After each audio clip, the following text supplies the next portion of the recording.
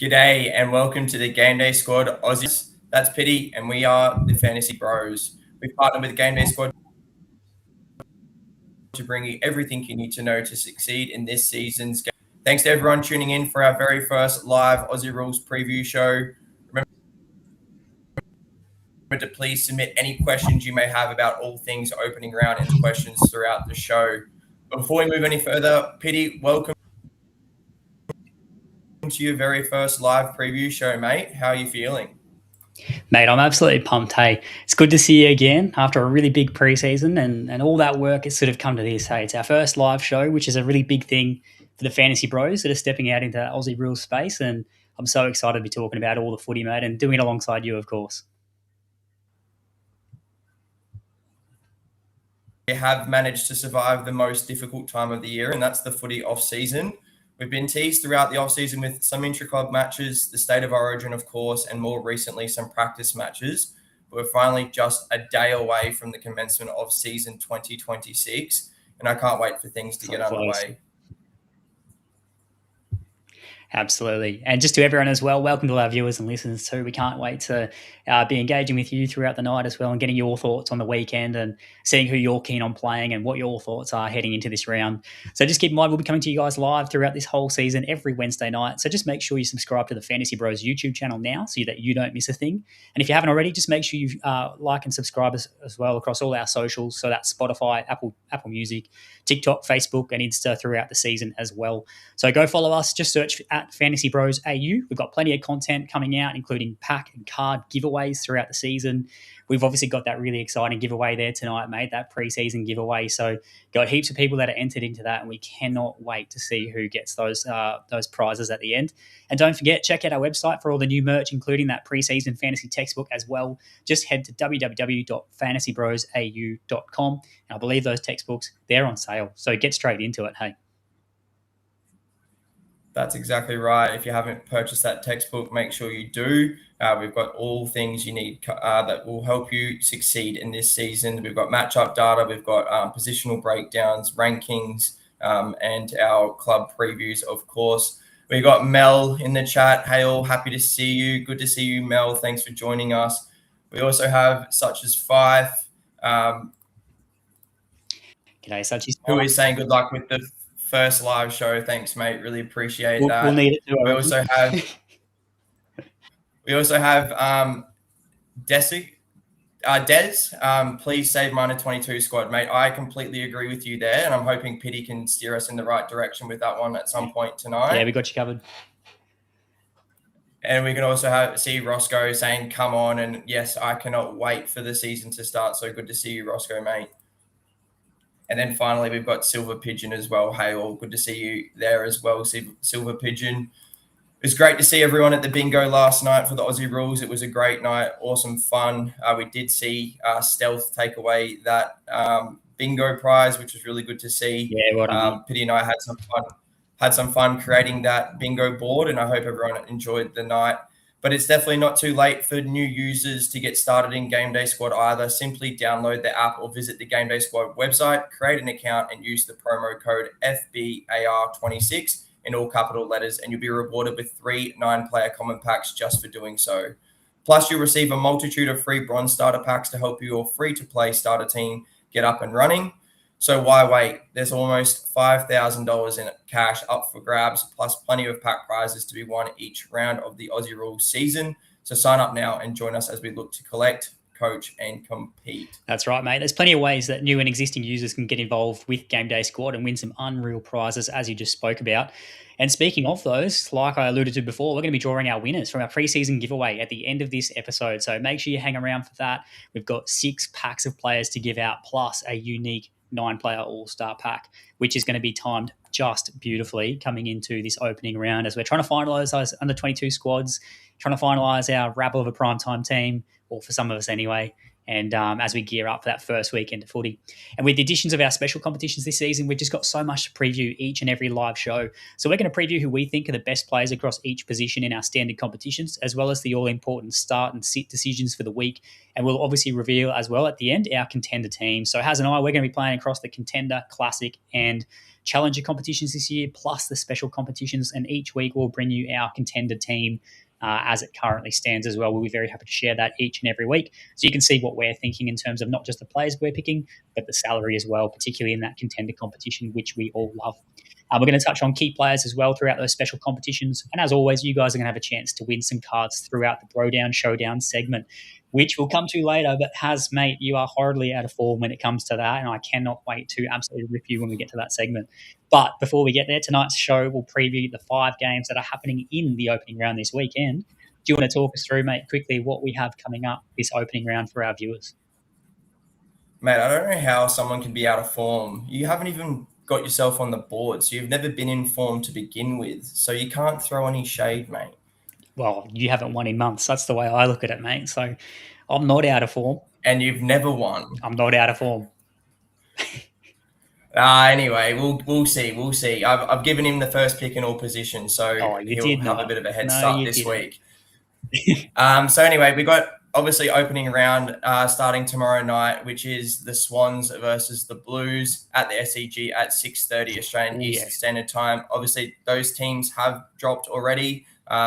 The Blues have got 7 new faces from the team that finished at the end of last season, which is good to see. And then obviously the Swans are looking to bounce back from their bit of a disappointing season last year. And I think they're going to get their season off to a hot start against the Blues. Then we have the Gold Coast versus the Cats at 7:05 Australian Eastern Standard Time at People First Stadium. I think this is probably going to be potentially one of the games of the round. I think these 2 teams are in for a great season, and I can't wait to see what they produce. And then on Saturday, we have our doubleheader. We have at NG at 3:15 Australian Eastern Standard Time, we've got the GWS Giants versus Hawks in a rematch of that elimination final from last season. And then we have, obviously, the mighty back-to-back reigning premiers, the Brisbane Lions, against the Western Bulldogs at the Gabba at 6:35 Australian Eastern Standard Time. And then finally, to round out our Sunday for our FantasyBros Sunday Showdown, we have the Saints versus the Pies at the MCG at 6:20 Australian Eastern Standard Time. Looking at those matches, mate, is there anything that stands out to you, or is there any key takeaways? Well, we'll get into some of the specific matchups as well as we preview the players throughout the round. So in terms of which matches we'll be looking at for targeting for our defenders and midfielders, for example, and maybe even some players we might want to be fading just with a potential tag on the horizon, for example. We'll be talking about that as we go. But probably the one thing I want to mention is that the Friday and Saturday games, so it's going to be the Gold Coast Suns and Geelong Cats, and as well as the Lions and the Western Bulldogs. We're having flashbacks to last year, aren't we? There is some impending poor weather about, rumours of a cyclone, and Hoss, if he's watching along there from GameDay Society, mate, we get some big cyclones down here in Brizzy. So this is one that is threatening again to come and wreak havoc on our opening round. So we'll see what that brings. That's probably the main thing I'll be looking at this weekend is what's that weather looking like. I'm not sure it'll affect too many of my decisions, maybe 1 or 2, but I'll probably try and roll out what I've got tonight. But that's my main thing, my main takeaway. Yeah, it's definitely hard with this impending weather. We've got a limited player pool as it is already with only the 5 games. So if you take two of those matches away and look to fade them completely, it really reduces those, quality players that coaches might want to target. So I'm definitely looking at still playing those guys, but monitoring the situation as we go throughout the weekend. I'm hoping that Saturday's not too wet because I will be in attendance at that Lions game, and I do not want to sit there looking like a drowned rat by the conclusion of that game. That is for sure. Yeah, keep an eye on that though as well across the weekend. Maybe some of the tools like a Sam Darcy potentially I might consider if he's obviously up and about for the game. He's struggling to get himself back after that Origin match from memory, so I think he might be one that I think about. But yeah, there's maybe not too many others just because we've got that reduced player pool. Like even the rucks, I'll probably still be happy to roll out a Timmy English, but we'll talk about that as we get to the rucks and those key line positions. Yeah, I think that's it as well. And obviously, some midfielders do like to lay a tackle as well and give some cuddles. So those players might be coming into contention if there is some wet weather and there's a lot of repeat stoppages as well. So yeah, definitely something to consider as we move through. But keeping an eye on the Discord channels and obviously all our weather stations as well, and just keep up to date with that. Yeah. But that does bring us to our defenders and our positional previews. We have just decided as a consensus the top 5 players that we are keen on for the round. And you can see those on screen if you are listening in live tonight. And they are the Wangani, Millera, Zorko, Whitfield, Sinclair, and Josh Dacos. We do have some players that we are interested in outside of those 5. That is just our consensus top 5 on who we believe maybe the top 5 scorers for the round. And then obviously we can see below there as well, we have partnered with StatsLab for this upcoming season. And we can see that down the bottom is the percentage of the amount of teams they are currently sitting in across all coaches ready for opening round. All right, mate, you want to kick us off there? If you want to pick one player on that screen, who do you reckon is the biggest lock for the weekend? Mate, you can't go past the Wang. You can't go past Wangani Millera. He's an absolute jet. He's a gun. And Collingwood just proves to be a really good matchup for Wang. He's averaged 126 GDS points from his 3 matchups against the Pies throughout his career. Last season, he bettered that average with 35 disposals. 25 of those were kicks, 7 marks, 2 tackles for a score of 151 GDS points in that matchup at Marvel last season. And I think he's pretty much a lock for all coaches before last week's Amy game.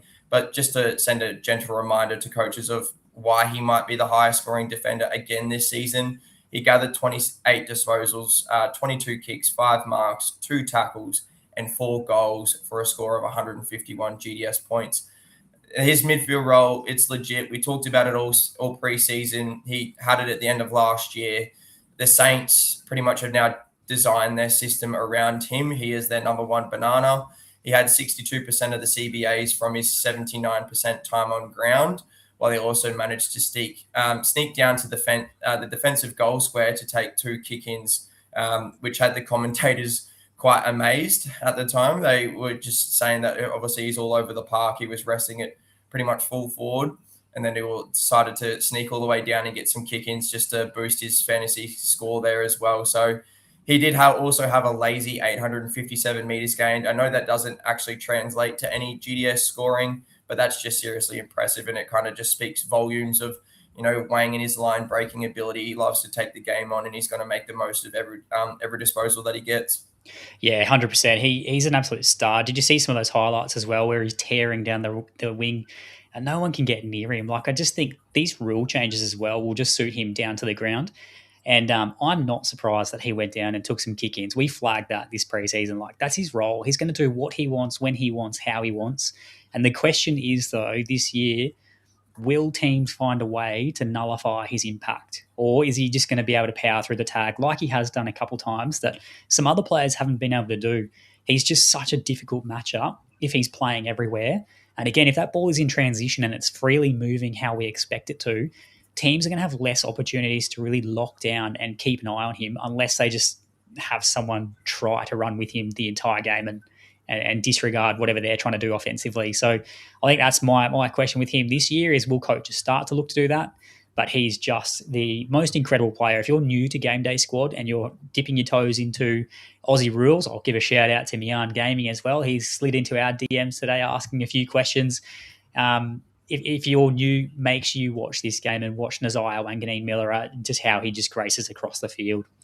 But on that as well, just a highlight here too, Nate Daddies pointing out that Sinclair, he's going to be absolutely huge. His partner in crime there at the St Kilda Saints. With Wanganeen Miller, he talked about that increased midfield role and he's going through and getting a number of CBAs. He's playing higher up the ground. He's really playing wherever he wants, to be honest. Sinclair's got the monopoly down back in terms of that ball distribution, and they'll be looking to him to use that ball out of the back line, as they have done for a number of years. He's been an absolute fantasy jet for a long time. So he's one that I really like this season too. But funnily enough, he's actually one that has struggled against the Pies. in their last two matchups. He scored 81 and 95 GDS points respectively. But I'm expecting, and I know you are too, Haz, I'm expecting him to come out with a bang in his first game as co-captain. And if his stats from the Amy game against the Dons are anything to go by, he's nearly a must-play this weekend. And not just on the park, but with salary too. He was one of the best players across that Amy series last weekend. He gathered 39 disposals, if you don't mind, with what we love to see, 33 of those being kicks, which we get 4 points for in GDS. So he had 10 marks on top of that, 2 tackles for 182 GDS points. So Nate Daddy's made 100%. Sinclair is going to be huge. And I think they were the two that I locked straight away into my backlines this weekend. All comps. Yeah, 100%. I know the Dons are a pretty easy matchup, and I think they're going to be a matchup that we target throughout the season. Obviously, once again, I know it's only an Amy game, but geez, yeah, he looked really good. He was racking up, 10 marks, just shows that he's getting probably those cheap, easy marks. He also had quite a few intercept marks as well. He also had the 5 kick-ins from his 83% time on ground. And just like Wayne, he amassed 852 meters gained. So we always talk about ceiling players. Jack Sinclair's definitely shown that he has a ceiling in the Amy series, and it's definitely one that I don't want to miss. No. And obviously we know he can also be very consistent. He's averaged 120 to, I think it's 122 GDS points for the last 4 years, which just shows remarkable consistency. So he's going to be great once again this year. And you don't want to miss out on that. Like if you're not playing Sinclair this weekend, and you can see there that's percentage down the bottom from the stats lab in terms of that played percentage, he's sitting at currently 39%, which is quite high. He's in that top 7 in terms of most popular picks this weekend for GDS coaches across all standard competitions. So if he puts up a ceiling score and you're not playing him, you can, it's going to be, it's a struggle street to come back. Let's just say it that way. So yeah, probably rarity comes second here. Just get him on the park. 100%. And who else are you liking, mate, across this weekend? I can see Roscoe has put in the chat there that Cash, Lockie, Ash should be there too, not going to lie. And I definitely think that you are right, mate. And obviously we had to kind of make a decision there for the last spot. And I just like Josh Dacos's role with his matchup. But Ash should be great again this week. He gathered 26 disposals, 22 kicks and 6 marks for a score of 110 GDS points in the Amy game last weekend against the Swans. And obviously we know that was in a very heavy rain-affected game. The kick-in duties look likely to be shared between him and Whitfield again this season after he took the 6 kick-ins in that match. In the last 2 matches against the Hawks, he's averaged 28.5 disposals, with 17 of those coming from the kicks, obviously, that we're going to keep talking about. That's just on average, while averaging 6.5 marks per game. So that obviously suggests that Ash should score well in this matchup. But once again, this is only really transferred to a GDS average of 111.5 GDS points across those 2 games against the Hawks, which doesn't really show that ceiling that obviously we just talked about with Sinclair. But I definitely think that he's going to be another prime option for that 6th or 7th spot in our defensive lines, with his partner in crime, Whitfield, obviously, who's also on screen. I wish we could fit more on the screen. We probably could. We could squeeze them all in, but we'd go for too long, I think, talking about everyone. Hey, so Lockie Ash, just for your knowledge there to our viewers and listeners, he's currently the 3rd most selected defender in our backlines this week across all standard competitions at 40%. So it goes Naz at 1, Whitfield at 2, and Ash at 3, with Sinclair coming 4th at 39%. So he's highly played. But we just want to talk a little bit about Josh Dacos as well, with that role change this year, or I should say position change this year in GameDay Squad. So, yeah, I'm keen on Ash as well. I'm really keen to see him. And we might even jump into, there's been some good questions here we'll come back to in a sec as well, particularly around some of those defenders who have a lower percentage played. So we'll chat about them soon. But if we actually jump across to Lockie Whitfield, having just spoken about Lockie Ash, we're probably both keen on those Giants there. He was a bit disappointing, unfortunately, in the wet against the Swans. Lockie Whitfield, he only managed to really gather about 15 touches and just the 1 mark as well for a score of 51. But probably we've got to remember with these Amy games, we can't overreact too much. We can see positive signs, and that's good, particularly with some of our younger players. But yeah, some of these players, we know what they've done in the past. I wouldn't be flinching too much at that score of 51. But you got to also keep in mind he was only managed, during that game to play 46% time on ground. So they looked after him, and he still put up a score of 51 in the wet. He's going to take kick-ins. He took 3 on the weekend in that limited time on ground. It's a great sign, but we just know that they're going to get that ball in his hands. He also loves playing the Hawks too. So he's averaged 144 GDS points across their last 2 games. And in that elimination final last year, he gathered 36 disposals, 5 marks, 3 tackles, and 143 GDS points, if you don't mind. That was off the back of their round 3 matchup as well, where he had 34 disposals, 25 of which were kicks, 7 marks, 2 tackles, and a score of 145. So he can score really well against the Hawks, and I think you'd be pretty happy in hopefully some dry conditions in Sydney to be putting a bit of salary on him too. So yeah, Ross, you're right, mate. One half a footy, 51 points. Pretty good. Yeah, 100%. He's a great shout. He's someone that I think I put straight into my backlines when, looking at those matchups, and obviously that says it all there against the last 2 against the Hawks. Average of 144 GDS points in those 2 games, and he was just immense in that elimination final. Obviously, the Giants couldn't get the job done, but geez, Whitfield tried his absolute hardest to get them over the line. His rebounding off halfback was unreal. Obviously, his ball, they love the ball in his hands. So, yeah, another great shout. I don't think too much needs to be said about Lachie Whitfield. He's going to be another top probably 5 defender again this season with that role. Yeah. So, yeah, 100%. So plug 2 Saints and 2 Giants into your back lines, essentially. Yeah, that's pretty much the way I think every coach should be going. I think they're all should be locks in everyone's teams. Yeah, and it looks like they are, based on those percentages from the Stats Lab too. Now, mate, we'll round out our defenders here before we jump into talking about a couple of pods. Who do you want to take? Do you want to talk about Zorko or Josh Dacos? I'll chat about Josh Dacos. So you just mentioned a little bit before that we talked about all preseason about his role change, and interesting that didn't really translate to the game at Amy in the Amy series against North, even though the Pies played pretty much a B side. He only managed to attend 7% of their CBAs, which is obviously nowhere near what we thought might happen this season. However, that didn't really faze Josh, as he still managed to have the 29 disposals, which 18 of those were kicks, 4 marks, 3 tackles for a score of 120 GDS points. He took the 5 kick-ins from his 80% time on ground, telling me that he's probably going to be the Pies' main ball distributor off halfback again this season, if he's not in that midfield.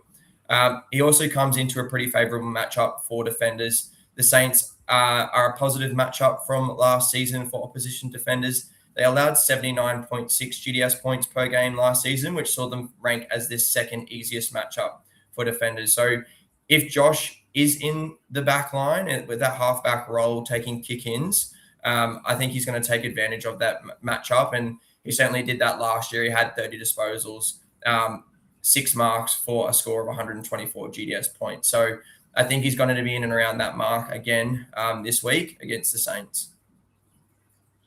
Yeah, I think he'll be a bit of a reliable pick, you would imagine, as well, for all those points you just rattled off there. As soon as we had that position change in the off season, I was really keen to be plugging him into our side. So I do like that shout there too. And it looks like coaches are on board as well, with that 36% of coaches selecting him, which has him there as the 6th most popular defender this week at 36%. Jumping across for our last defender as well that we like, Dane Zorko. I think we know what we're going to get with Dane Zorko, particularly this week. If you had concerns around his age and what he might do this season, if you wanted to watch early, you're probably not going to do that with opening round, just because you've got that reduced player pool. We know what he can do. He's an absolute star, and you can just count that every time Zorko plays, he's going to have a really high kick-to-handball ratio, which is exactly what we want. And last season, he only had 1 game with double-digit handballs, which I'm surprised about. I thought that would have been 0. I can remember 1, and that's it, and that's the one in the grand final where he handballed to Lachie Neale for that stunning goal there. That's the only handball I remember. I didn't actually realise he knew how to handball. That's how often he uses that kicking ability of his. And he can break the game open, which is what the Lions have sort of based their ball movement around. It's his ability to use the ball by foot, those attacking kicks into the corridor, and every time he gets the ball in his hands, it's just providing us with a really safe and solid floor every single week.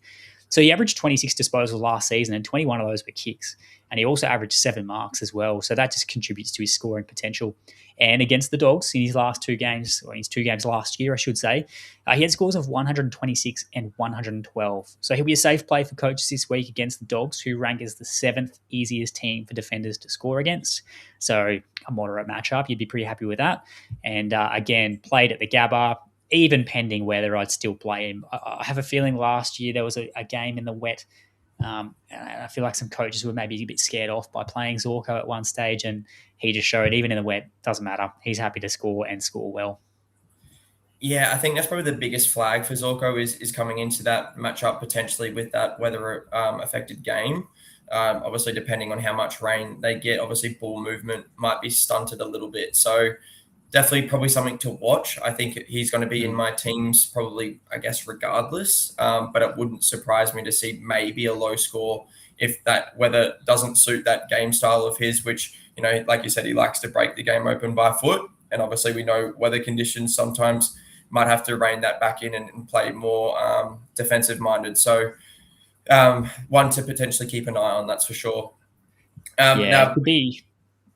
Sorry, I was going to say it could be a leg up as well. Maybe if you, I don't want to say fade him. That's really dangerous if you're fading Dane Zorko. Again, I'm pretty confident in that whether he'll still put up a good score. But yeah, if you do want to maybe err on the side of caution and play someone else in a potentially a drier game, it could be a ticket for a good week. But it's a very scary proposition not playing a Dane Zorko in your team. And there you go, Nate Daddies. Last time I faded Zorko due to rain, I remember he popped off, and he absolutely did. I remember the game you're talking about. I think I did the same thing. I tried to stay away from him, and I got absolutely burnt that week. And yeah, lucky GameDay Squad with it's a new week. You just clear your team and go again, and you just don't learn from your mistakes. Now, staying in that game too, mate, we'll jump into a few pods if you're happy. Some other players of interest that we can talk about. There's probably one on the Gold Coast we'll talk about. But before we get there, I just want to bring up Bailey Dale because he's one now. If you actually have a look at that stats lab, so GDS posted this on their socials. Bailey Dale is actually the seventh most popular defender this week from coaches in their standard competitions. But he is a bit of a watch that we're not sure if he'll actually get up for the game. So we'll just have to keep an eye on that. I'm probably not going to play him regardless. I'm just a bit worried about that Brisbane matchup. For him, we know with at least Zorko, he's got that elevated floor plus a ceiling.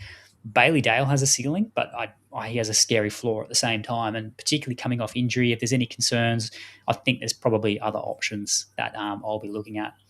What do you think there, mate, in terms of... Can just see on screen, Daniel Schloss, good mate of mine, give him a shout out. He is a big Bulldogs fan, and he says that probably should be playing. So he's going to back Bailey Dale in, and reckons that he will be there come opening round on Saturday night. But yeah, obviously he is still a test. And like you said, though, I think even coming back from injury, I think he's probably one that I want to watch maybe just for a week. Yes, I know he has a ceiling, but I also know that he has an extremely low score in him as well. And I think he's probably a less scary fade over someone like a Zorko. So definitely one that I'm not even really keen on it just a little bit, even if he gets named. I think I'm pretty set with my defenders this week. And I think, the pods that we're potentially about to mention I'm going to be playing over a Bailey Dale if he gets named. Yeah, absolutely. Now, in terms of those pods, we'll bring a couple up now. A couple of them, they're not super poddish anyway, just with that reduced player pool. Like the first one I'll probably talk about there, he's going to be like your next most popular defender there after Bailey Dale. So Bailey Dale's that, again, the 7th most popular selected this weekend with 27% of coaches locking them into their standing comps. But John Noble at 16, not John Noble, we'll get to John Noble, Callum Mills. He's the one I was looking at there. So 21%, he's that next most popular. And he's one I think that you could be sort of flipping into your back line. I know I'm going to be doing that. I'll play him across my competitions. I think I'll be having a Callum Mills, John Noble, Josh Dacos, sort of rotating those 3 across my competitions. I'm pretty set on the rest. And yeah, I just think Mills, he's had a really uninterrupted preseason. He's looking really solid. He's been a great scorer in the past for us. And he played the whole game in defence for that Amy series. Gathered 19 disposals, 2 tackles, only 64% time on ground and put up 72 GDS points. So I think he's looking really good. And I think that this could be quite a good year for Callum Mills. So he's one that I'm keen to be playing and launching into at least a couple squads this weekend somewhere. Yeah, love the play. I think he's had a full preseason for the first time, and oh God, I don't even remember how long. So he's looking fit. He's looking like he's ready to explode, and yeah, I think he's going to be in for a big game. Especially, he's going to be counting on a dry game at the SCG tomorrow night against the Blues. So he's playing pretty much predominantly behind the ball, and if he's got the ball in his hands, taking kick-ins and sharing that with Blakey, then I think he's a great pod. Can't even really call him a pod, can we? He's going to be a solid play for pretty much most coaches across the competition. So rattle off a few more, mate. Just give us a few quick names. Who else? And then we'll move on to the midfield. I've got a couple as well, but you give us a couple more that coaches could look at. Yeah, I don't mind his teammate in the Lizard. I think the Lizard will be good. I think he's, if we talk about loving taking the game on, he's definitely one of those players. He'll be in the thick of things. He'll get kick-ins. He'll get that cheap ball and look to, run off and get those handball receives. So he's one. Obviously, you've mentioned John Noble as well. They're probably the only two outside of the ones we've talked about that I'm probably looking at from last season. I don't think anyone kind of falls in the category of potentially being able to score 120 plus. So those are probably the ones that I'm looking at. What about you? Yeah, probably those two, but a couple other names that I think if you really want to play a bit of a pod, I think Dan Houston could be a really solid shout this weekend. His ownership is low, 7% played across standard competitions, but we know the Saints are a really good matchup for those running halfbacks. We've obviously talked about Josh Dacos there and what his role is. So if he's in that back line, I'd be less inclined to play, but if Dan Houston is back there and if they want the ball in his hands, he's every chance that could pop off too. We've just got to see how that works with Josh Dacos. So I think I'll be playing a Dan Houston, obviously, in that FantasyBros Sunday Showdown competition. But if you're a new coach and you're sort of limited with the cards you've got, if you've got a Dan Houston, I wouldn't mind rolling him out as a little bit of a pod this weekend against the Saints backline. They give up 4.3 points on top of the league average for defenders. So they're the second best matchup you could be targeting back there. So yeah, only flag would be Josh Dacos down there taking some of that market share. But otherwise, I like Dan Houston as a bit of a pod, a very risky pod. So I'll throw that comment back on the screen. It was just up before, but yeah, Daniel Slosher said that Will Powell thinks is a massive pod. We've seen him get some midfield time. So I think that's a really good shout there. If someone is keen on a Will Powell in that back line against the Cats, obviously, weather dependent as well is probably the watch there once again. But I think that brings us to our under 22 players that have stood out from our preseason matches, mate. Are there anyone that really stood out for you? Obviously, we had a couple of people say in the comments that they need some help with the under 22 side. Can you steer them in the direction of anyone that stood out to you? Yeah, Ollie Hollins was probably the big one that stood out. I think we were a bit off him at the start of the preseason, weren't we? Just with Nick Newman being back and he would have that role down there. We didn't think Ollie Hollins was the greatest user of the ball off that halfback line last year when they gave him that responsibility. But he played really, really well as well. And now Nick Newman, he's going to be missing a few games through suspension too. So there's every chance. Like I've actually changed my salary around a little bit in my under 22s team. I bumped up the salary on an Ollie Hollins because I've seen him play before. He looked really good. He had 24 touches, 4 marks, 3 tackles and a goal from his 83% time on ground. We know he's a running machine. He's not going to stop. 106 GDS points.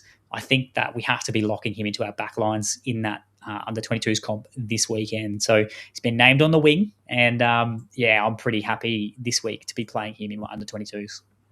Yeah, I completely agree. I've done the exact same thing. I've bumped his salary up. I originally had a silver in, and then I bumped him up to a plat. I'm pretty confident that he's going to be one of our better scorers for the round.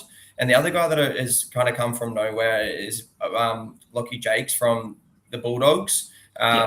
He's really only come through recently on our radars, and he's trained the house down all preseason, and once again showed in the Amy game that he can score well. He had the 16 disposals, 5 marks for 75 GDS points, which we obviously know in the under 22 competition is going to be very solid. So I think he's definitely one as well. They're probably the two that stood out from the Amy series. On screen we can see Weddle Obviously, Weddle's a great shout, alongside obviously Jasper Fletcher as well. These are probably people that we looked at in our under 22 squad build, and obviously, they're going to be great shouts as well. Yeah, and last comment just before we move on, hamstring awareness for Mills. I haven't heard of that. I'll be looking into it. I do not want to be playing someone with hamstring awareness, but depends how serious that is too. Hey, so thanks for flagging that, Arnie Booger. We'll be checking on that as we go throughout the lead up to opening round. Now, midfield, this is where the big boys are at. Hey, let's talk us through. You kick us off. Who do you want to start talking about first? As you can see on screen there, we've got some big names and some very big percentages of coaches playing them. I'll just start with the guy on the left there. We can see he's 42% of all teams, which I think should be higher. I think all those percentages should be higher, to be honest.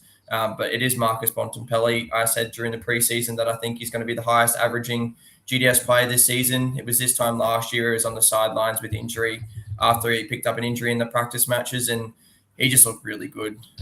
Once again, over the weekend against the Hawks, he scored 114 GDS points. And I just feel like he was just ticking the legs over and kind of really just getting ready for round zero. He averaged 129 GDS points last season, and I think he's was with the Wang on the second half of the season in terms of averages to finish this season off, and he finished like a house on fire. So hopefully he can continue that. It's not an ideal matchup for him against the Lions. They are the fourth hardest matchup in the league for opposition mids, but I think we kind of talked about this. I think the harder the game gets, the bigger the Bont plays, the best he plays. So I think he's going to be a play no matter what. Only concern is if someone does go hard at him at the stoppages like a Josh Dunkley, his old teammate. We know Jared Berrien has done a tagging role in the past, which also includes a role on Bont himself. But he still gets over 100 GDS points, and he pretty much just makes sure that you have to pick him. Yeah, 100%. I think he's one I locked in really early into my team. For all the same reasons that you just mentioned. He's an absolute star.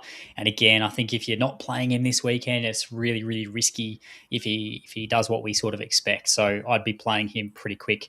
And even jumping into Josh Dunkley, who's playing in the same game, we'll stick there. There's a few really awesome comments there in the chat that we'll be getting to shortly. But Josh Dunkley, revenge game. We talk about the revenge game, and it is a real thing. So there's no expiry date on a revenge game. That just lasts forever. All right. Every time Dunkley comes up against the Bulldogs, you can pretty much lock him in, I reckon, as being a fantastic play that week. And I think you could probably lock Dunkley in almost every week anyway, regardless of the team he's playing. But the Bulldogs are actually Dunkley's fourth favourite team to be scoring against in the league. Even though the Dogs are quite restrictive to opposition mids, they're actually ranked as the 16th most difficult matchup in the league. They keep opposition mids to about 6 points below the league average. And I think that's partly due to just the amount of ball they accumulate and the way they play their footy. They just take up so much of that market share of fantasy points in a game. So there's probably less to go around for everyone else. They just score so well. They've got so many players that can score. Looking at your Ed Richards and your Bontempelli and your Liberatore, Joel Frazier rolls through. There's lots of players that can score really well for them. But I think Dunks is built different. He's one that's up for a revenge game. He's in, opening round. It's a really big game and a really big occasion. And it's his first game as co-captain, so he should go large and he will set a standard for the season. So I am very, very keen on a Josh Dunkley this week. You're obviously locking him in, hey? Oh, definitely. Especially if it's in the wet. He'll have 15 tackles, and have 140 GDS points. So he loves a cuddle, especially if, he's next to his old mate and Bontempelli. I'm sure he'll try and wrap him up every time he touches the ball. So, yeah. Go head-to-head. Yeah, great play. So obviously, Dunks is not a high possession getter, but, like we mentioned, he racks up the marks. He links up the play. He tackles. So that's where his score comes from. Instead of, having the 35 touches a game, he was relying across the board. We do have some really good comments coming into the chat, and I'm just going to hold off on some of the comments for now because there are definitely some players that we are keen on talking about. So we'll just talk about the ones on screen first. And the first one is, let me find it. Not worried about Goulden's ankle. No, I'm not worried about Goulden's ankle. He did have an injury scare against the Giants last week with that suspected ankle injury. And obviously coaches had that immediate flashback to last season where he missed the first 14 games. But he certainly returned with a bang to end the season. He averaged 122 GDS points in those 10 games, reminding coaches of the elite scoring pedigree he does possess. He's been declared fit to play, and that's as good as that's all I need to know. As long as Goulden is out there, I'm picking him in my sides. From what I've seen in the preseason, the new rules are going to suit Goulden to an absolute T. Obviously, we talk about the quicker game.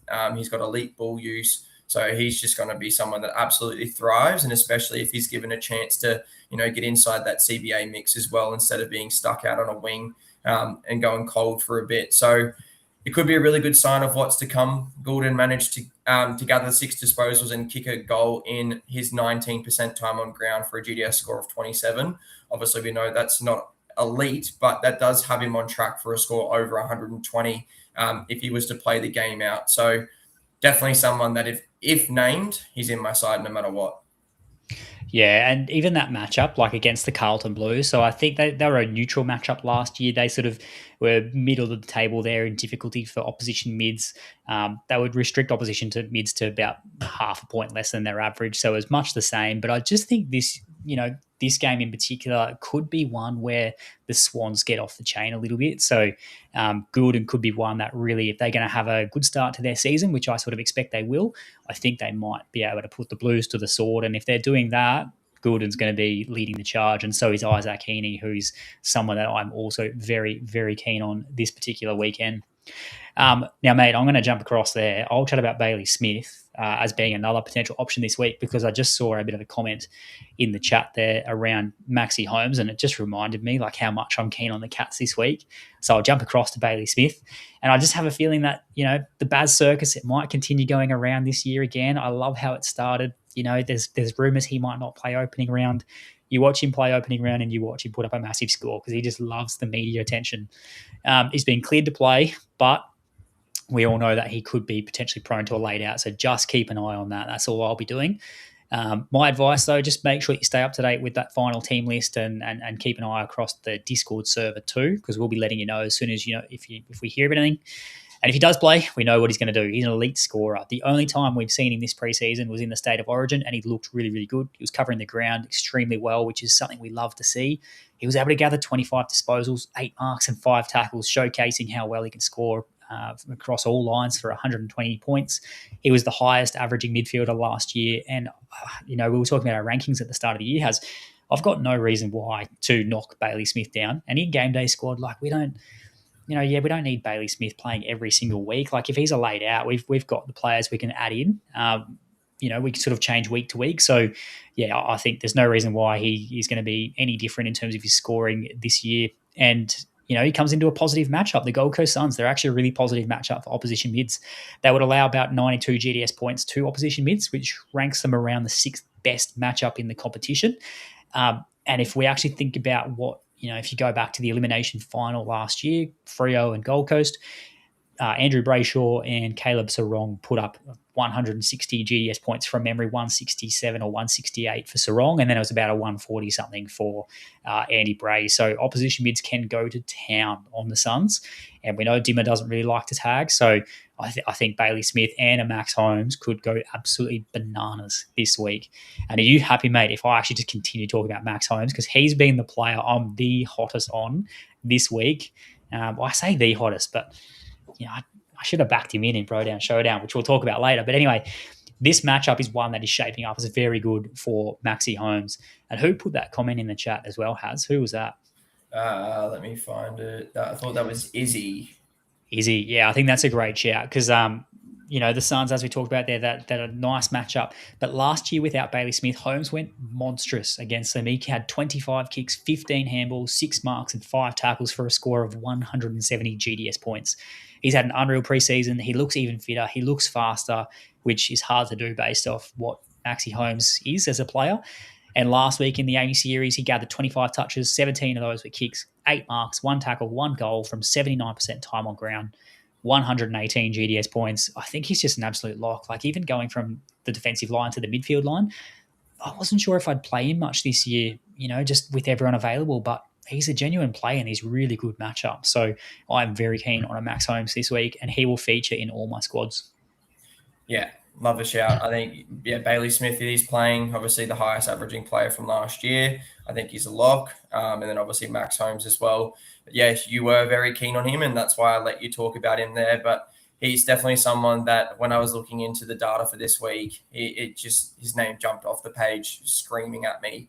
And obviously that 170 GDS points performance last year against the Suns was one of those reasons why. And that was, as you mentioned, without Bailey Smith as well. So be interesting to see how they go together against the same opposition. But across his career, the Suns rank is the easiest matchup for Max Holmes. So I think if you're back in a matchup, you play him based on that alone. He averages 120 GDS points from his 4 games against the Suns. So yeah, definitely someone that I'm super keen on as well. And originally, there's another comment in from Maxi. Thoughts on Klug this week. It was originally Klug I was super keen on before I looked into the data and found Max Holmes. To me, I think Klug is still a very safe play. He was really, really good in the Amy game against the Gold Coast. I think he only had 50% something time on ground and scored, I think, nearly 100 GDS points, which is just insane. So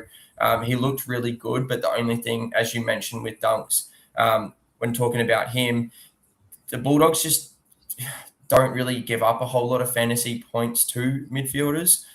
So it would scare me to play both Dunkley and McCluggage in the same side. And I think Klug is probably not as reliant on, the marks and the tackles, and he's probably more reliant on maybe hitting the scoreboard and getting those big possession games. So I'm more keen on dunks over McCluggage. And Hoss has come through with this stat as well to kind of back up Josh Dunkley, averaging plus nearly 7 GDS points more if there's more than 2 mils of rain across his career. So that's a great find there, Hoss. And big reason why I'm super keen on dunks, especially if there is that any rain that we talked about. Yeah, absolutely. Now, before we get to any more players as well, there's a comment there about Noah Anderson, which we'll jump into. And then obviously one down there from Nate Daddies as well about Isaac Heaney. We'll chat about a couple more of those soon. But Nick Dacos, do you want to talk about him, mate? Well, we can do it together as well if you want. That's right. You can go. Yeah, he's one that is going to be very popular this week as well. So at 44% there in terms of being played this week. And I'll actually just double check too and see where he sits in terms of the rest. He's number 1, 44%, Bonds at 42%, and then Bailey Smith at 40%. So he's the most selected midfielder in GameDay Squad this week for all standard competitions. And he had a ridiculous 176 GDS points in that State of Origin game. So he was it wasn't arguably the best. He was the best if you look outside who won the medal in Lockie Ash in terms of just the eye test and probably his impact on the game. I thought, Nick Dacos was easily the best, and probably his score backs that up as well. I feel like us fantasy coaches sometimes have a better read on the game than others. He had 38 disposals, 9 marks, 5 tackles, and a goal in his only game this preseason. And interestingly enough, against the Saints, Windhager, he's previously gone to Nick Dacos, and Dacos has struggled to score well. But in saying that, in their last matchup, Dacos still managed to have 30 touches, 3 marks, 3 tackles, and a goal to finish with 125 GDS points. And with Windhager's move to the back line this season, I'm not sure if they'll change that up and really just one game try and go after Nick Dacos with a Windhager. And they're also a positive matchup too for opposition mids at the moment. They're the 5th easiest team for midfielders to score against last season. They allowed 92.1 GDS points on average to opposition mids. And I can't wait to see Nick Dacos and Wanganeen Miller just battle out through the midfield. I can guarantee you none of them will be defending, neither of them. But they'll just be running and carrying the footy, breaking lines. And it'll be so good to see who comes out on top in that game. And probably the one thing I will say as well, with that potential tag, maybe if they want to go that way, this is Nick Dacos' chance to really step up and shine. I don't know if you remember in opening round last season what he did. Do you remember what he did in opening? Yeah, he cramped. Yeah, did he get tagged as well? Because I had no internet at that time. I didn't get to watch the game on TV. Hoss, we had a big cyclone down here last year, mate. I'm not sure if you were aware of that. So I was without internet for a whole week. Did he cop a tag in that game, Haz? I can't remember. I can't remember. I don't think he did. If he did, I can't remember who it was. So if anyone in the chat wants to throw it out there. Well, But if it's cramp, he's not cramping this week. yeah, That's for sure. he was playing that game was in the middle of the day down at NG. So yeah, I don't think he'll be cramping this time around, and there won't be any need for the pickle juice. So yeah, he'll be playing at 6:20, obviously later at night as well. So I think he'll be fine. Yeah, 100%. Now, hey, just quickly here, Janeth, mate, thanks for tuning in. Good to see you. Can't wait to have everyone, getting involved in the comments there and sharing their picks as well. And jumping across here to Silver Pigeon as well. Noah Anderson, he, interestingly enough, Silver Pigeon, he was one that I had locked in my team pretty much since I started building my opening round team. And then the closer it's got, the more I sort of thought about each player. And I realized that I don't know why I was sort of picking Noah Anderson in the first place. I'm really worried that he's going to get tagged out of this game potentially. The Cats, they rank as Anderson's fourth worst team to score against in his entire career, and he's had some seriously stinkingly bad games against them recently. He'll nearly always cop a tag, and without Matt Rowell, he becomes the prime candidate for either.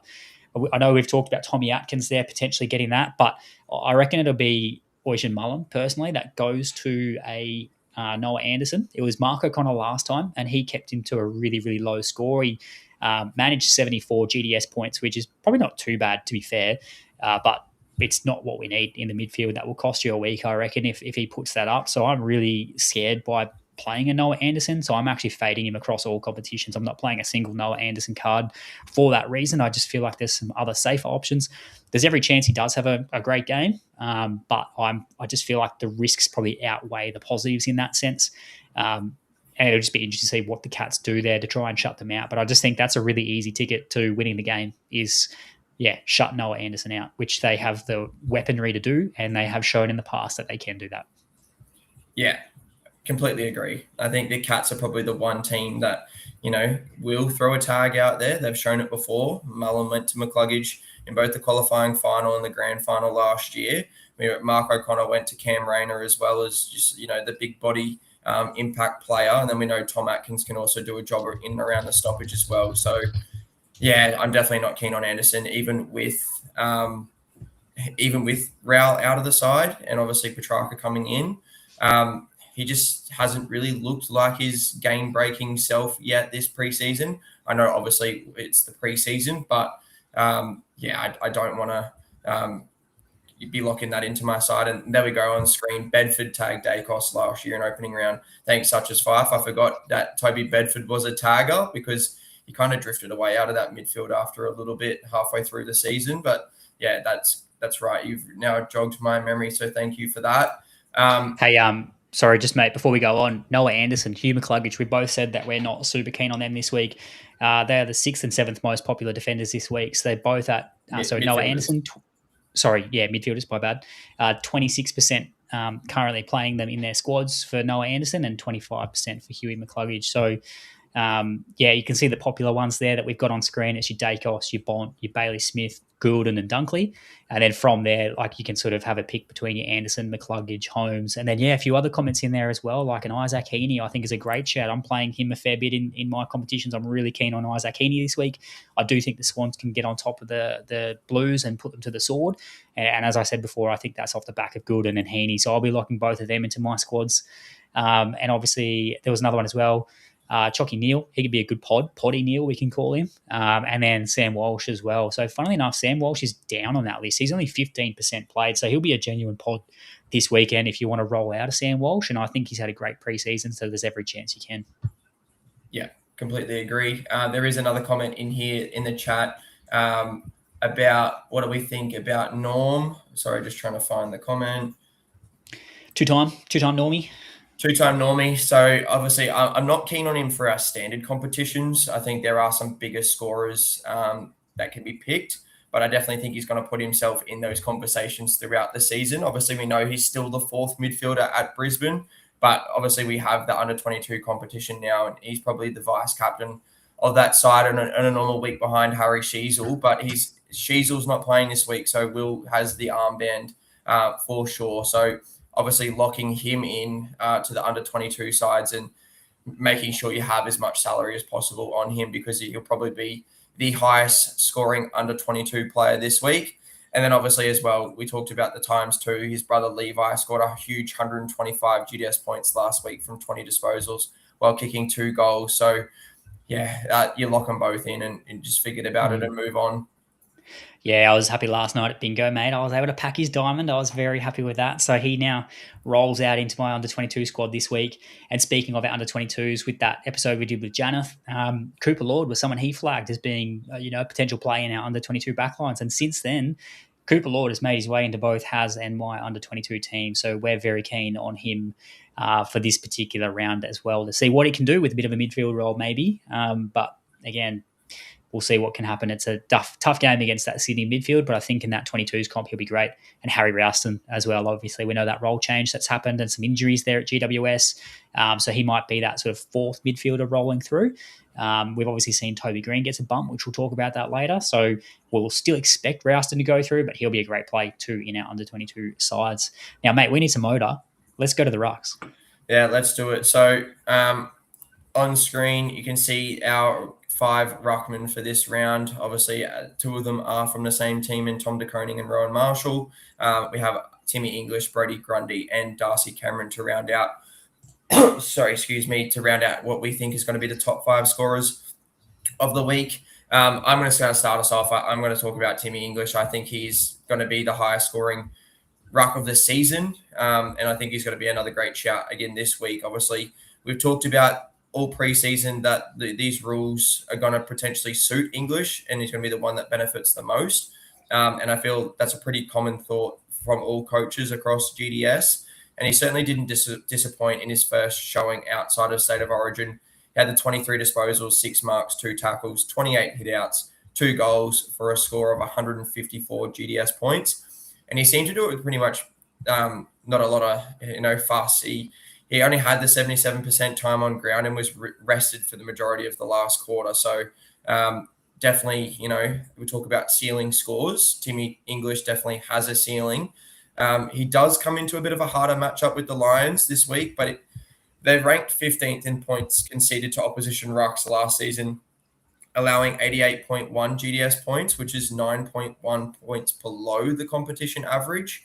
However, I think I'm just going to pretty much just ignore that data. I think he's the safest option alongside Grundy this week while we navigate that first proper games of the season and looking at these new rules and the changes and what it might mean for scoring. So obviously the only flag there is what the weather might do and what that potentially means for his scoring. If it does pour down at the Gabba on Saturday night, obviously there might be increased ruck contests and he might get some more hit outs, but we talk about that rule change of favouring the more mobile ruckman.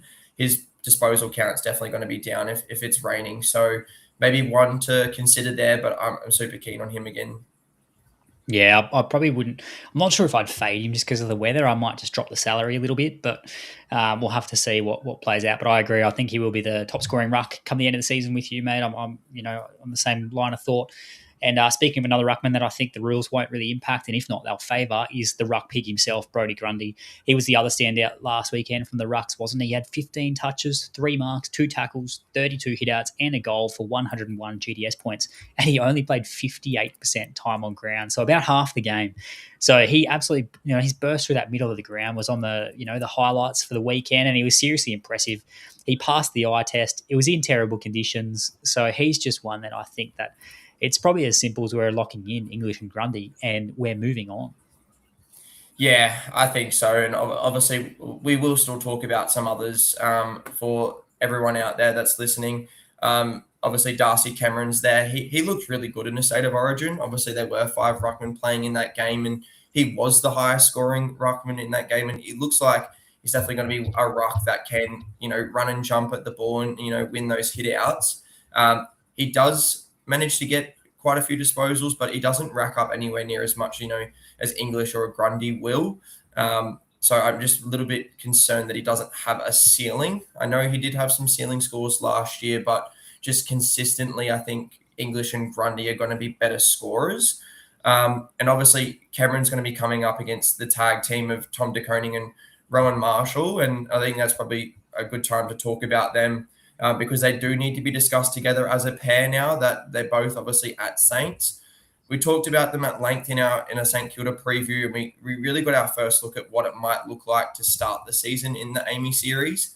TDK had 69% CBAs while attending 54% of the ruck contest for the Saints against the Dons. TDK had 18 disposals, 5 marks, 3 tackles, and 24 hitouts for a score of 117 GDS points, which is quite respectable. And I think that's probably got to be what TDK can offer with these new rules. Obviously, rack up the disposals and get around the ground really well. But then on the other hand, Rowan Marshall had 79% time on ground and attended only 36% of the ruck contest and only 31% CBAs, showing that TDK is going to be the clear number one ruckman at that club. And until, we see something more, I'm definitely not looking to play a Rowan Marshall, because he's going to be the number 2 ruckman and he's going to be probably playing majority forward. If anything, Tom De Koning might be a bit of a pod, but I'm definitely not keen on playing them outside of our FantasyBros Sunday Showdown. Yeah, that's it. And I think if you've got your Rowan Marshall cards, hold on to them, because depending how this season goes, there's every chance he might end up being a sneaky forward for us next year, and he could be at a new club with a number 1 ruck role, and could be a cheat code for 2027. So just with that dynasty aspect, hold on to your Marshall cards just in case.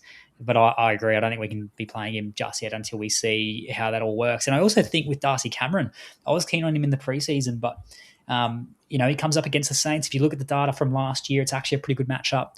They were the third best average, interestingly enough.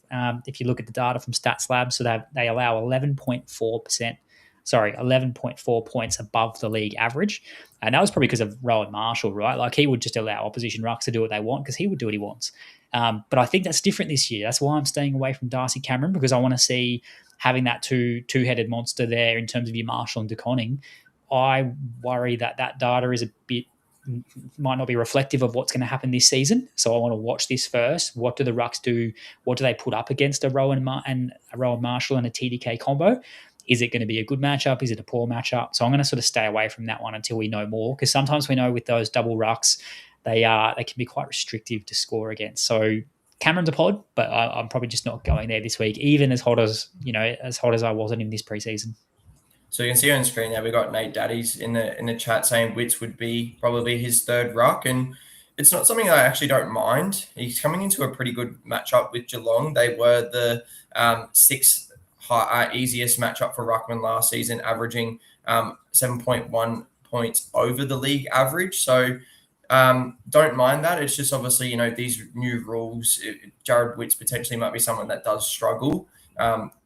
Getting contest to contest. We know he is very hit-out reliant and is not going to, accumulate points in other facets of the game. So that is probably my one flag. Yes, good matchup. I just don't see high upside scoring from Wits. Yeah, I agree. Want to move on to we got our under-22s, don't we? Nick Madden. How can we forget about Nick Madden? It's not under 22s in plural. It's under 22. It's only going to be probably the one option come round 0. I don't think Vicentini is going to play for. They're not even playing anyway. So yeah, Nick Madden is the only option for opening round. He had 14 disposals, 1 mark, 6 tackles, and 18 hitouts from his 77% time on ground for a score of 71 GDS points.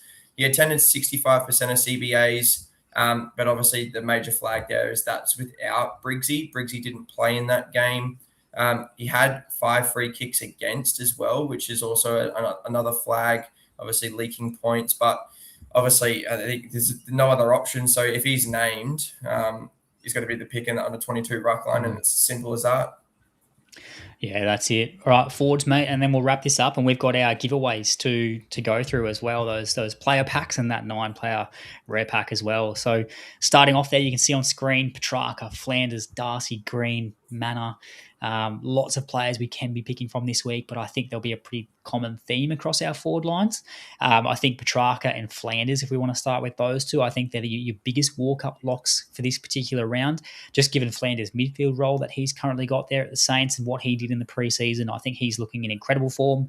We know there's an all-star card for him from 2024 based off that incredible year he had at the Suns, but he was just out of favour last year at the Suns in terms of that midfield. He couldn't quite find his way in. injury affected, and he now comes to St Kilda where he's had a good run at it and he should have a great role. So I think in the forward line this week, Flanders is a great play, and I think he'll be quite common as well. And Petrarca too, obviously moving from the Demons there up to the Suns. He'll be going through that midfield. Matty Rowell is out. There's a bit of responsibility on him. We know he'll push forward and try and hit the scoreboard. So I think that, Petrarca and Flanders are probably the two that you would lock away without thinking about. Yeah, Sam Flanders definitely looked like he was back to his 2024 self against the Dons on the weekend. He had the 27 disposals, 7 marks and a tackle in his 79% time on ground, which is really good to see. That he's obviously back to his ball winning capabilities and his scoring pedigree as well, as we know, can average over 120 points for a season. So obviously he is going to be low on everyone's averages from last season, and people are going to have to scroll to find him, which obviously, we can see that it's at 33% there at the moment as it stands. But I think that number should be up closer to Petrarca, if not even more. I think, bit of a pod is in a way that a lot of coaches might miss that just for the fact that he's not going to be at the top of averages from last season. So, great shout. He's going to look really good in that new look Saints midfield that, alongside Wang is going to be pretty entertaining to watch, I think. Yeah, absolutely. And Harry Sheezel is currently still the 5th most popular selected. So 29% of teams are playing a Harry Sheezel this weekend as it stands. And if there's any player I could back to score a point when his team's not playing, it's Harry Sheezel. But I'm still not going to play him. I think I'll fade Harry Sheezel this week, given they're not playing an opening round. Now, Sam Darcy on that list. He's one that I had in. I wasn't thinking about. Now I am thinking about him. I'm thinking about him for a couple of reasons. Yeah, one is the fact that he obviously took a bit longer to recover from that Origin game. And now he comes into a Brisbane matchup, which is difficult. We know that he's a unicorn and he can still score and hit the scoreboard, and he's got the highest reach of anyone in the game. So I'm probably still happy to play him, but I'm thinking about it now and what I do there with that Sam Darcy, given the weather, given his fitness, given the Brisbane matchup. I just think that if there's another couple of players I like and I'm a bit more confident in, I'm probably going to flick him out first.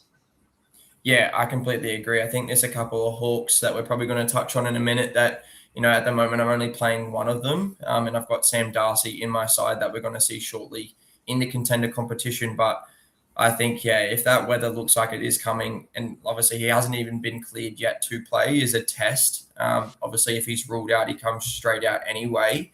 But even if he does get named and that weather looks like it is going to be anywhere near as bad as reported, then I just don't see a world where it's going to suit a key forward, especially of Darcy's height. And obviously, he can be quite goal reliant. So I think obviously he'll have a really good matchup with Harris Andrews. They'll go head to head. But if it's raining, I just don't see a world where key forwards are going to thrive in that game. So that's definitely one that I'm considering taking out as we speak. Yeah, absolutely. And Toby Green there as well. I really like Toby Green this weekend, and along with Sean Manor too. I think they're both they're another two I haven't thought about this week, and I've just plugged and played them across all competitions as well. Toby Green with that midfield role, he had the most CBAs from any Giants player last weekend, or at least out of the midfielders. He was their number one midfielder, and I think they've probably needed that as well in the past couple of seasons. I know they talked about it here and there; they were going to get it happening, but as the captain of the club, opening round up against the rivals, the Swans, I think that he could be primed to have a really good one. And again, in our forward lines, I think that's a great play. And we know what Sean Manor can do. He's a ball accumulator. Brian Myers, potentially a fitness test for him. We're not sure if he'll play 100% just yet.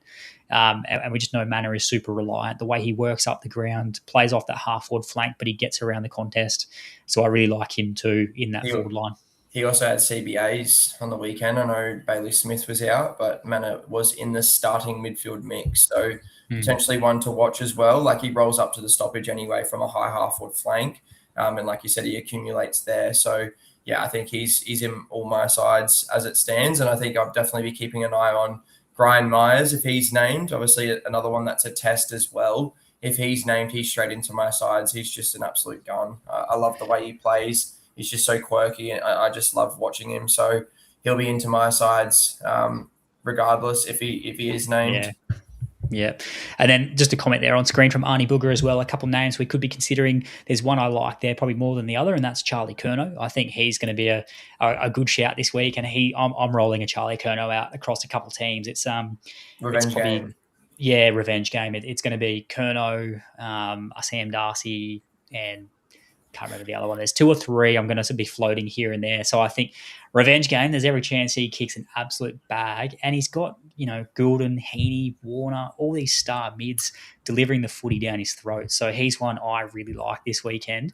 And in terms of Harry Mulcahy, he's probably more of a pod. So he's sitting around 10% in terms of team selections across all competitions. So he's very much a pod for your forward line, and you can go there. I'll probably just trust what Sydney will do in that game in terms of supply to their key forwards than what Carlton might do for Mackay, especially given what we saw at the start of last year and their ball movement and how poor they were with their skills. But they can turn it around, and he can be a pod. Maxi's come out and said that Scott has said that Myers is probably unlikely, not like we can trust Geelong. So definitely lock him into play. He's playing. That's Scotty's language. That's his love language. He just loves just talking absolute dribble. So, yeah, lock him into your team now off that. And then there's one more in the chat. We've also got Peter Quicksilver talking about Jordan De Goey as a pod. And Pitty, this is something that you flagged with me throughout the week, mate. So I'll give the floor to you because this is someone that you gave me the data on. Why are you keen on Jordan De Goey as a pod? Yeah, I've loaded up on salary in the Sunday competition. I'm playing a plat. If I had a diamond, I'd play a diamond as well. And he's a genuine pod for your standard competitions. The St Kilda Saints, they are actually De Goey's second favourite team to score against out of all the other teams in the competition. So he just goes big on them, and he can put up some really big ceiling scores too.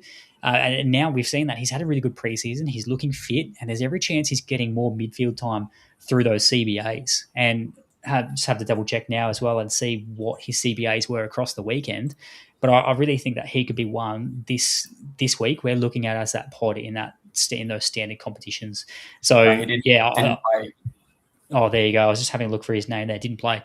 But he's one I think could be a really, really good pod. He could put up a big score that if one of those forwards that are commonly played doesn't quite get up and you've got a De Goey there and he goes big, yeah, it could get you a long way to having a good week. So I love that shout. Yeah, 100%. I think he's a great pod, to be honest. Obviously, once again, he only averaged the 70-odd GDS points last year, so he's not going to be on coaches' radars. And I think, he's fit and firing after a full preseason.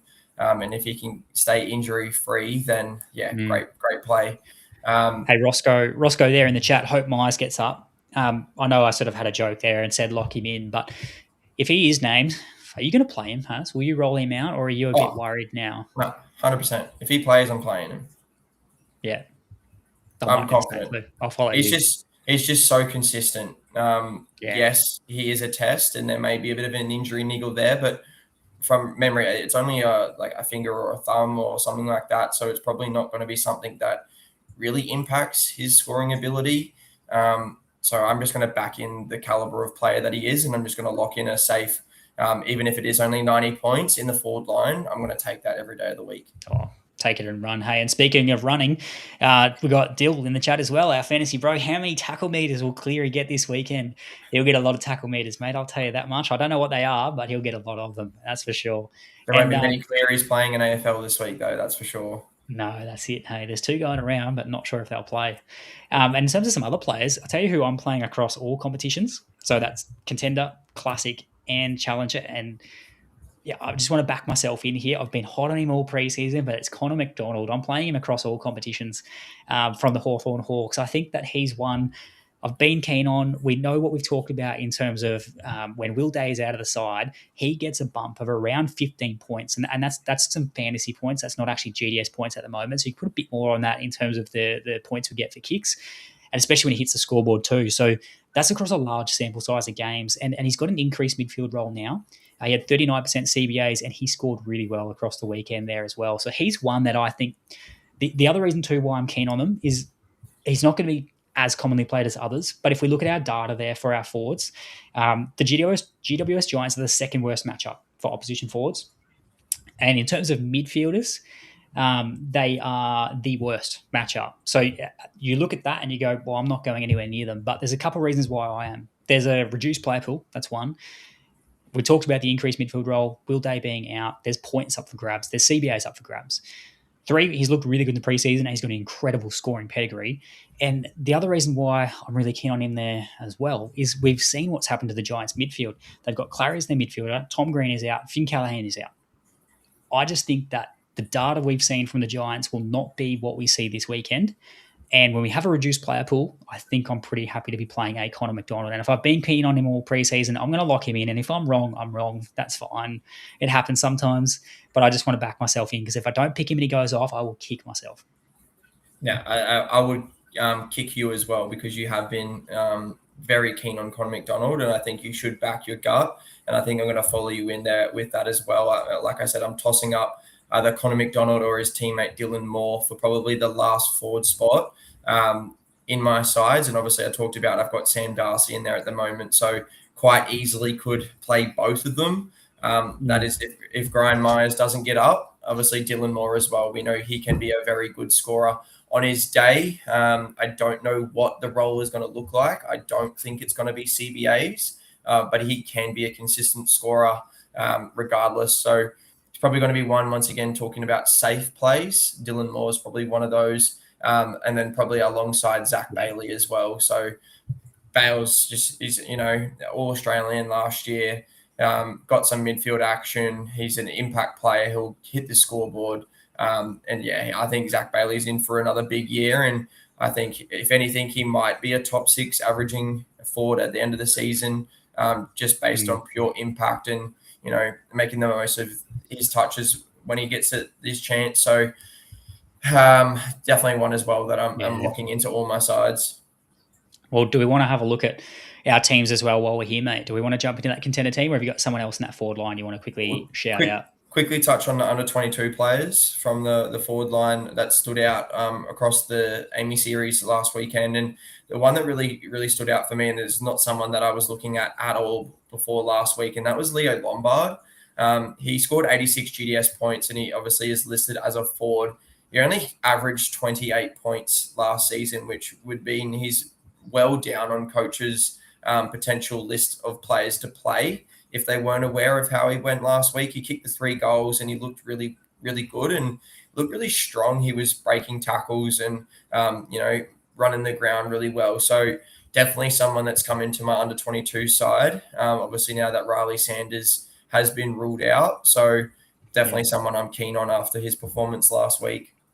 Yeah, a couple of outs as well. Cam McKenzie for the Hawks. I know he's not a forward, but we've had a couple go out, haven't we, where we've really had to look at what cards we've got. And it'd be interesting when teams get named because I think there'll be some more late decisions to make as well. Yeah, at least we've been guaranteed a couple debutants so far, which is good to see. Obviously, Zeke Euland's been named to play. Lockie Jakes, obviously, we talked about him earlier. He's been named to play as well. Obviously, alongside Jacob Smith, Harry Dean tomorrow night as well. So there's quite a few debutants that we could be plugging into our under 22 sides this week. Yeah, that's it. I like a Logan Morris as well, personally, from the Lions. Now, contender teams, let's pull it up. Let's show who we're looking at, because there was a good comment there about Zach Bailey that we just talked about, and he's one we couldn't fit on the screen, and we're both playing this weekend. So these are our contender comps. We're playing Contender, Classic, and Challenger this year, and has... In terms of me, I think you're similar. I'm prioritising the Classic competition first and foremost. So I'm going to build my Classic team every single week first. And then I'll still start to then fill out my Challenger team with my higher rarity cards. And then I'm going to probably look at my Contender team as well, just as much as the Challenger team, because we can play those bronze cards there. So this is the team we've come up with. There's lots of similarities there, as you can see. It's really the salary that's going to be different. We're both playing a Callum Mills, as you can see. We've both got a Josh Dacos. We've both got the 2 Giants. And the 2 Saints as well, plus a Zorko. So the back line there is the same. In the midfield there, we got the same midfield, haven't we? Maxi Holmes. Same midfield. But you can see the salary is a bit different there. You've gone your Gold Wang, Gold Bont, and then spread the love around with a few silvers. Silver Witt, Zorko, Ash, Dacos, and Smith, plus a Silver Heaney on your bench, which is very nice. And I've tried to go an extra gold if I can there. So Gold Bont, Gold Dunkley, and Gold Holmes. As I said, very keen on Maxi Holmes. I think I want to get as much salary on him as I can across all competitions. And then I've tried to spread the salary across a few of the other big scorers as well in Smith, Dacos and Heaney. Very keen on Heaney. Would love to have got a silver Errol Goulden in there somehow. But silver Zorko was what I had left over. So lots of similarities, mate. And again, the forward line is interesting there. As you can see, I've got a Connor McDonald, whereas you have a Brian Myers currently sitting in there, which, again, Myers is one who might come in for a Sam Darcy for me. We'll just have to wait and see what happens at teams. Yeah, I'm just backing the Chris Scott shenanigans, and I think Myers will play. Obviously, if he doesn't, he comes out, and I'll rejig that team as well. And obviously, at the moment, I don't have Connor McDonald or Dylan Moore on that side, as I mentioned, but I'm playing those guys across Classic and Challenger. So they're definitely ones that are going to be on the radar to come in if Myers doesn't get named. But that does bring us to our BroDown ShowDown, which is back once again, where obviously Pitty and I go head-to-head in picking the best performing players of the round across all positions. This is not the first edition of the Fantasy Bros Aussie Rules at BroDown ShowDown, after Pitty and I went head-to-head across the final series last year. Obviously, Pitty, I got a comfortable win there for Neil. You talked about I've lost form. I don't think I have. I won the Big Bash BroDown ShowDown, so I'm in some form at the moment. And to make it more exciting for you guys, whoever comments in the chat or on this video on our YouTube channel once the live is over, you have a chance to win players from the packs. Will open live on next week's show. So you can see on screen our defenders. I've gone with Jack Sinclair versus Pitty's Wanganeen Millera. I've gone Bond versus Pitty's Goulden, English versus Grundy, and then Maya Petrarca versus Pitty Sam's Flanders. So comment who you think will come out on top for the first BroDown ShowDown of 2026. Now, if it is a draw, if it's 2-2, it will be decided by the highest scoring player of the round. So that's what will be the tiebreaker for our BroDown ShowDown. And obviously we'll put these results in our show next week. Yeah, looking forward to it. I'm very happy with these picks, mate. I was very confident. As I said, you're the man that's out of form at the moment. You haven't won a BroDown ShowDown for probably a good month, as we said. So, yeah, I think good on Michael Cossey. He's getting around me. Roscoe, good job, mate. Get around me. Got a couple Saints in there for you, mate. Izzy, thank you.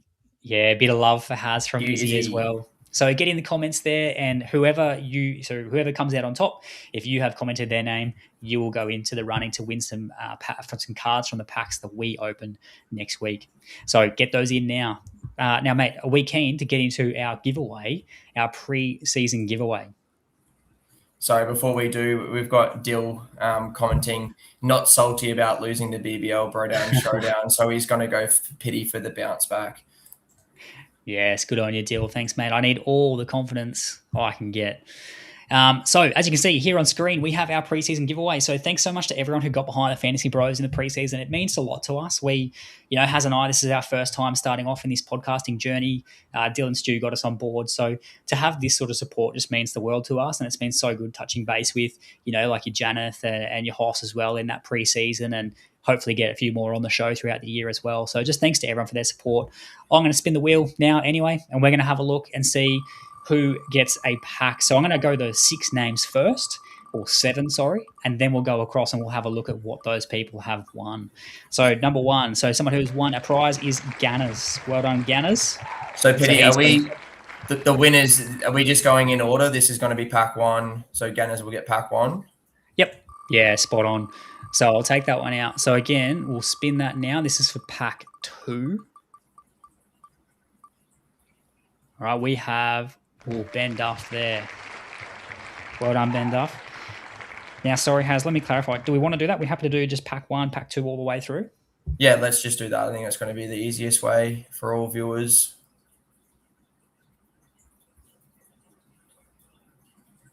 Oh, we've lost Pitty.